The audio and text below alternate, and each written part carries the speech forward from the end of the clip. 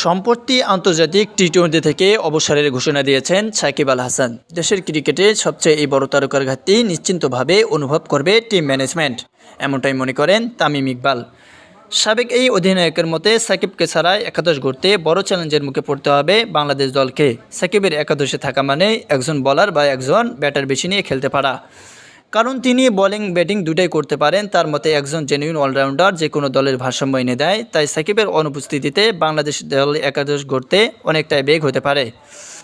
চলমান কানপুর টেস্টে ধারাভাষ্য দেওয়ার সময় সাকিব প্রসঙ্গে তামিম বলেন, সাকিব ব্যাটিং বোলিং দুটাই করত, সে অবসর নেওয়ায় বাংলাদেশ দল গড়তে অনেকটাই কঠিন হবে। সে ছিল একমাত্র প্রপার ব্যাটার এবং প্রপার বোলিং।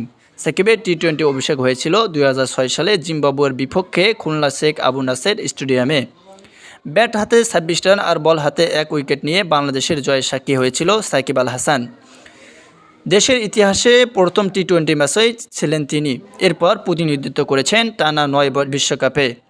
বিশ্বকাপের সংক্ষিপ্ততম সংরক্ষণে বাংলাদেশের জার্সিতে 129টি ম্যাচ খেলেছেন সাকিব আল হাসান, যেখানে 127 ইনিংসে ব্যাট করে প্রায় 23 গড়ে করেছেন 2551 রান, যেখানে তিনি ব্যাট করেছেন প্রায় 121 গড়ে।